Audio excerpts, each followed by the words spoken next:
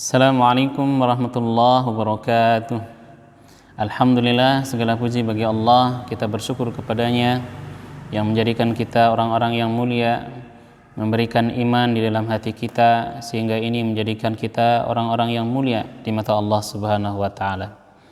Salawat dan salam tak lupa untuk junjungan tercinta Nabi Muhammad sallallahu alaihi wasallam. Demikian pula kepada keluarga, kepada ummahatul mukminin, istri-istri Nabi, ibunda orang-orang yang beriman, kepada keluarga Nabi, keturunannya, dan juga sahabat-sahabatnya yang mulia. Amma ba'du, saudaraku yang mudah-mudahan dirahmati Allah, shaimin wa shaimat, orang-orang beriman yang sedang berpuasa, semoga Allah Subhanahu wa Ta'ala menerima ibadah puasa kita. Amin ya rabbal alamin. Sahabat-sahabat Nabi Sallallahu Alaihi Wasallam adalah orang-orang yang paling mulia. Dalam sebuah asar dikatakan dalam kitab Tafsir Fathul Qadir, sungguh Allah melihat ruh-ruh manusia sebelum Allah menciptakan dan melahirkan manusia. Maka di antara ruh-ruh itu Allah pilih ruh yang paling baik untuk dijadikan para nabi dan rasul nanti ketika lahir ke dunia. Kemudian Allah pilih satu ruh yang paling baik untuk dijadikan nabi yang paling mulia. Maka Allah pilih ruh Nabi Muhammad SAW untuk dijadikan nabi dan rasulnya yang paling mulia. Kemudian Allah Subhanahu wa Ta'ala memilih ruh-ruh yang paling baik. Maka Allah memilih ruh-ruh yang paling baik untuk dijadikan sahabat-sahabat Nabi SAW yang akan lahir nanti mendampingi Nabi Muhammad SAW mendakwahkan Islam. Ini di antara karunia yang Allah Subhanahu wa Ta'ala berikan kepada sahabat-sahabat Nabi sallallahu alaihi wasallam. Mereka adalah manusia-manusia yang paling mulia setelah para nabi dan rasul. Mari kita angkat satu kisah kehebatan dari sahabat Nabi sallallahu alaihi wasallam yang Umar bin Khattab radhiyallahu anhu berkata di Madinah ketika beliau menjabat sebagai khalifah. Beliau berkata, "Haqqan likulli muslim ayyuqabbila ra'sa Abdillah wa ana abda'u." Sudah selayaknya, kata Umar, setiap muslim mencium kepala kening Abdullah bin Hudzafah As-Sahmi. Kenapa Umar bin Khattab yang mulia mengatakan hal seperti ini? Kisahnya panjang. Itu berawal dari tahun 6 Hijriah. Ketika Nabi Shallallahu Alaihi Wasallam itu berencana untuk memperluas dakwah Islam dengan mengirim surat kepada para raja, orang-orang yang menjadi utusan untuk membawa surat Nabi Shallallahu Alaihi Wasallam. Tentu ini adalah sahabat-sahabat yang mulia, sahabat yang memiliki kemuliaan dibanding sahabat-sahabat Nabi yang lain. Walaupun semuanya adalah orang-orang yang mulia, tentu orang yang punya wibawa yang akan dipilih menjadi utusan membawa surat kepada para raja. Yang kedua, orang yang memiliki kecerdasan, orang yang memiliki keberanian, orang yang takut dan mencintai Allah dan Rasulnya. Maka di antara sahabat Nabi Sallallahu Alaihi Wasallam yang mendapatkan kemuliaan untuk membawa surat Nabi yang berisikan ajakan agar raja-raja itu masuk Islam kepada Raja Persia, Kisra Raja Persia, Nabi Sallallahu Alaihi Wasallam memilih sahabat yang tadi, Abdullah bin Hudzafah As-Sahmi. Ini orang yang berangkat mengantar surat, orang yang siap-siap berangkat, pulang cuman balik nama. Berangkat menuju raja yang zalim, pulangnya wallahu alam apakah masih hidup atau tidak. Karena kecintaan dan keberanian dan wibawanya, maka berangkatlah sahabat ini. Izin kepada Rasulullah, pamitan kepada istri dan anak-anaknya, membawa surat Nabi Sallallahu Alaihi Wasallam yang mulia, menjadi duta Nabi Sallallahu Alaihi Wasallam untuk mendakwahkan Islam di tanah Persia.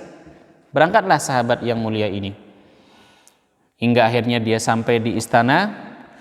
Kisra memerintahkan kepada anak buahnya dan juga menterinya untuk mengambil surat dan membacanya. Kata Abdullah bin Hudzafah, tidak, Rasulullah memerintahkan kepadaku untuk menyerahkan langsung surat ini kepadamu, tangan ke tangan. Baik, mendekatlah dengan penuh wibawa dan kemudian keberanian dan perasa percaya diri, aura iman yang begitu besar dalam hati Abdullah bin Hudzafah. Maka dia menyerahkan surat ini kepada Kisra. Kemudian dibacalah, Bismillah min Muhammad Rasulillah ila Kisra azimi Furs, Bismillahirrahmanirrahim, dari Muhammad sallallahu alaihi wasallam kepada pembesar Kisra. Marah, orangnya sombong, Orang-orang para raja itu ingin agar mereka itu namanya lebih dulu disebut, namanya dimuliakan, yang mulia, yang terhormat. Tapi tidak, di surat itu Rasul Shallallahu Alaihi Wasallam memulai dengan menyebutkan dirinya. Ini membuat Kisra marah, kesombongannya naik. Kemudian dia marah, dirobek-robeklah surat itu. Abdullah bin Huzaifah ini pergi. Masya Allah, Allah memberikan ia keselamatan, pulang. Kemudian Kisra manggil lagi, sahabat itu sudah tidak ada. Maka Nabi Shallallahu Alaihi Wasallam setelah dikabarkan apa yang dilihat oleh Abdullah bin Huzaifah bin As-Sahmi, Nabi Shallallahu Alaihi Wasallam bersabda, mazzaqallahu mulkahu, Allah akan merobek-robekkan kekuasaannya. Terbukti setelah itu Kisra meninggal. Ini kisah pertama Abdullah bin Huzaifah As-Sahmi. Kisah yang kedua, ini sahabat yang mulia yang berjumpa dengan dua raja zalim pada masanya, dua raja terkuat pada masanya. Yaitu yang kedua berjumpa dengan Kaisar Romawi yang ketika itu berkuasa di Syam pada masa kekhalifahan Umar bin Khattab. Ya, terjadilah peperangan yang dahsyat, satu peperangan ke peperangan yang lain. Allah Subhanahu wa taala memberikan kemenangan kepada sahabat Nabi sallallahu alaihi wasallam, kepada umat Islam. Kemudian entah bagaimana dalam salah satu peperangan ada di antara sahabat itu yang tertangkap, ditawan, diserahkan kepada Kaisar Romawi Heraklius. Di antara sahabat yang tertawan itu adalah Abdullah bin Huzaifah As-Sahmi. Maka berkatalah orang-orang bawahan Kaisar, ada di antara tawanan itu yang dekat dengan Umar, dekat dengan dengan Muhammad sallallahu alaihi wasallam. Maka didatangkan dalam kondisi terikat dengan beberapa sahabat Nabi. Di situ Allah Subhanahu wa taala menguji keimanan Abdullah bin Huzaifah As-Sahmi. Kaisar menggoda, maukah kamu keluar dari agama Islam, kemudian aku akan menyelamatkanmu dari hukuman mati ini. Abdullah bin Huzaifah As-Sahmi menolak ajakan Kaisar Romawi. Kemudian ditawari lagi, mau enggak kamu menjadi orang Nasrani, kamu akan selamat. Menolak. Kemudian Kaisar Romawi mengatakan, kalau begitu aku akan membunuhmu. Silahkan, terserah kamu, kata Abdullah bin Huzaifah As-Sahmi dengan penuh wibawa keimanannya. Maka kemudian dia ikat. Salah satu algojo itu ketika hendak melepaskan anak panah, Abdullah bin Huzaifah As-Sahmi ini menangis. Maka lapor kepada Kaisar. Dia menangis. Kaisar menyangka sahabat ini takut. Maka didatangkanlah, ditawari lagi, maukah kamu masuk ke dalam agama Nasrani, murtad dari agamamu sehingga aku akan membebaskanmu? Sahabat menolak, ditawari lagi dengan sesuatu yang sangat menggiurkan. Ya, kalau kamu mau keluar, aku akan menjadikanmu sebagai bawahan. Dia akan diberikan kekuasaan, menteri. Kemudian apa kata sahabat Abdullah bin Huzaifah As-Sahmi ini? Demi Allah, seandainya engkau memberikan seluruh kekuasaanmu kepadaku agar aku meninggalkan agama ini, demi Allah, sedikit pun aku tidak akan pernah meninggalkannya. Gigih, teguh dengan iman yang luar biasa. Abdullah bin Huzaifah As-Sahmi menolak semua tawaran Kaisar Romawi, hingga akhirnya kalau begitu hukuman yang sangat dahsyat. Disiapkan wajan berisi minyak sampai mendidih, mau digoreng hidup-hidup. Ya, ada beberapa sahabat itu yang sudah dimasukkan ke dalam wajan yang berisi minyak yang panas sehingga mati terkelupas. Di situ kemudian menangis Abdullah bin Huzaifah. Disangkanya takut. Didatangin lagi, kenapa kamu menangis? Demi Allah, aku membayangkan setiap kulit rambutku yang terbakar, terkelupas di minyak ini, Allah Subhanahu wa taala akan memberikan aku pahala. Seandainya aku memiliki 100 nyawa, kemudian kau ambil satu persatu, aku akan menyerahkan semuanya untuk Allah Subhanahu wa taala. Di situ Kaisar Romawi terkesima, kagum dengan keteguhan, dengan keimanan yang luar biasa dari sahabat Abdullah bin Huzaifah As-Sahmi. Maka kemudian apa yang terjadi?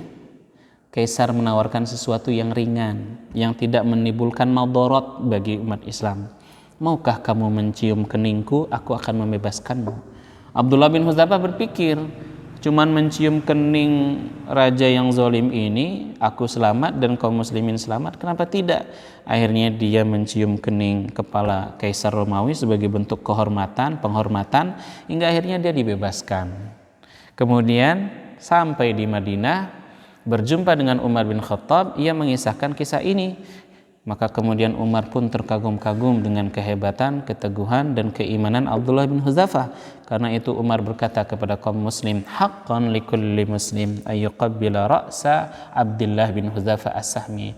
Sudah selayaknya tiap muslim untuk mencium kening Abdullah bin Hudzafah as-Sahmi, dan aku yang akan mengawalinya. Ini diantara deretan kisah sahabat Nabi Shallallahu Alaihi Wasallam yang sangat mulia, ya.